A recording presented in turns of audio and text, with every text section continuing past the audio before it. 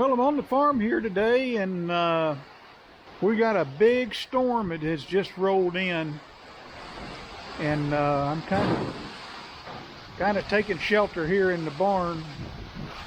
And that, I mean, this is a really nasty storm, but this storm has come on quickly, quick enough that I was able to get my John Deere X750 in here.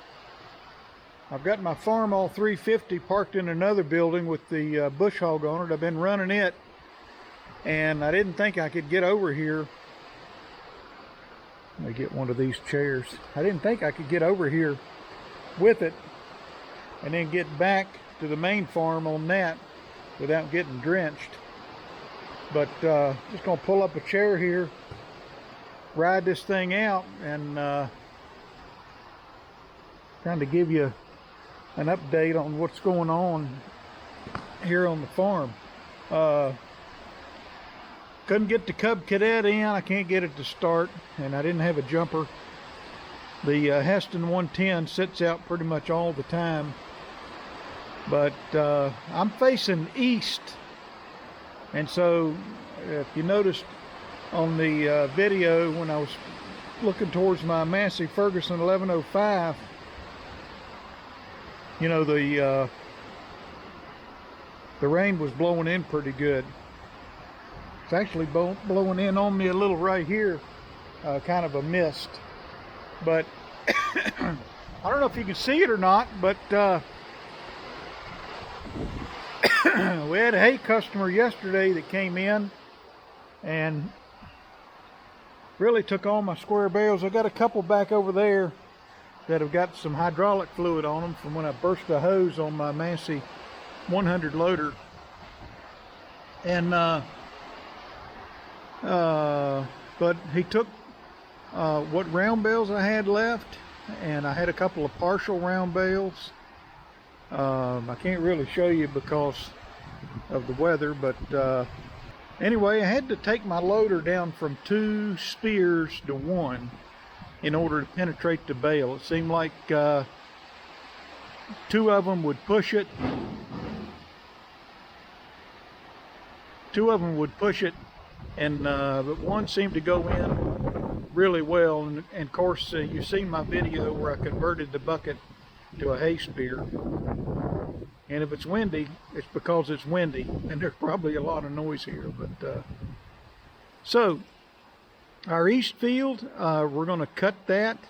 We're here in Memorial Day weekend, and we're going to try to cut everything. I've got the week off.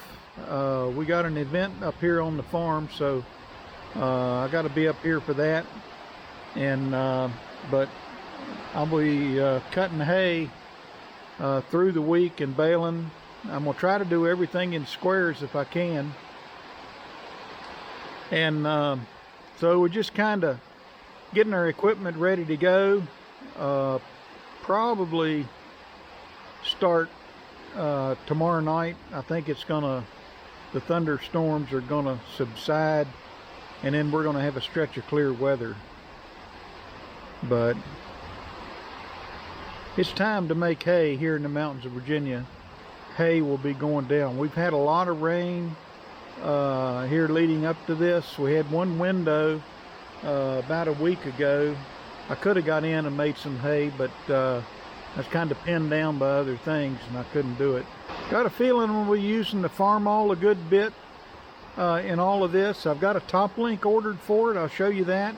That might complete the 3-point lift arms I put on. I just ran around the perimeter of the field. One of the things I'm trying to do here is make some walking trails for some of the people that are going to be on this farm later this week, and just kind of knocking the grass down with the Farmall. I might try to make a video of that with the drone. So far, the bush hog on the lower links is working great. I don't know that I really need to pick that thing up, but I did order a top link, and when I get it, I'll show you.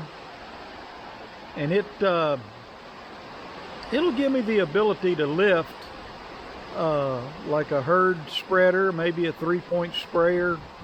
Kind of anxious to see what the possibilities are on that. Basically just lift and position, no draft control or anything like that with a plow. So knock on wood, the Farmall seems to be running pretty good right now.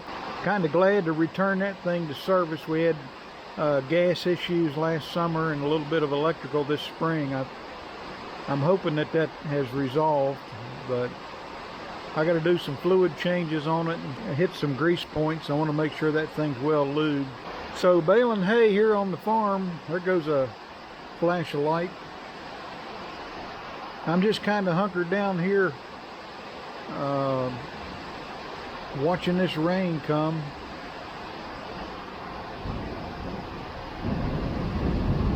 You can hear the thunder. It's a massive, when you look at the radar, it's a massive amount of thunderstorm coming this way. And feel like I'm in a safe place here in this barn. We're just kind of riding it out, and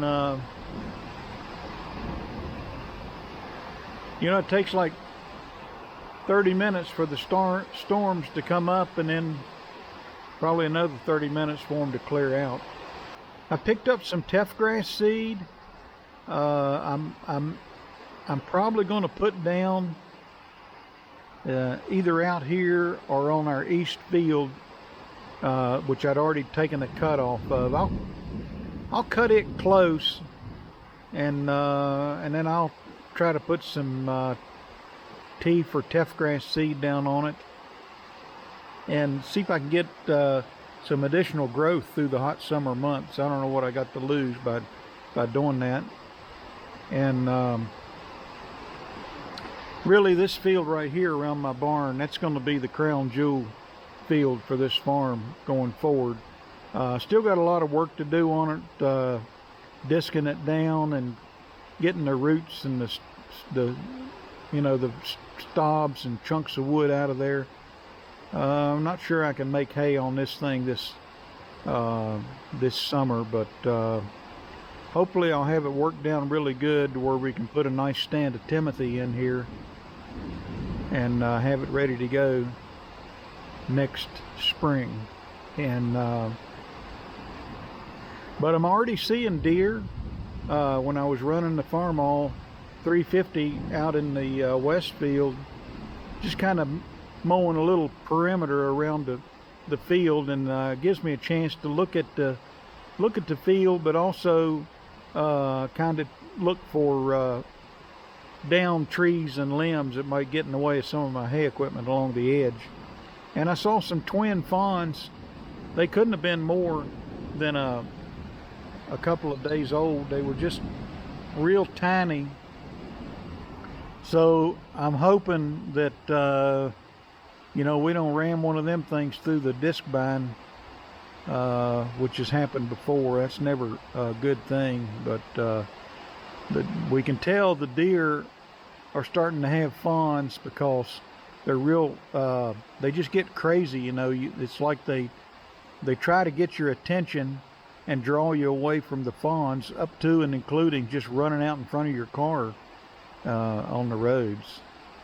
So trying to be real careful with all of that. And I wouldn't mind putting the Heston 110 on the Farmall 350. I may try the John Deere 348 on my 350. I'd prefer not to take the fertilizer spreader off my John Deere 5055D, although I probably will. Whatever I do with my east field, I want to do it right away, so it's going to have priority as far as getting the hay off of it, and then I can put down some. I've also got some fertilizer I'm going to put down too, so it's kind of nice. I've got the week off, and going to kind of stretch my legs here a little bit and try to enjoy the week and see if we can get our first cut in completely, and then focus on second cutting, and hopefully maybe even a third if we get enough rain. So from the stormy, rainy hay barn, we'll talk to you later. Hit the like button, subscribe, share, comment, and more videos to come.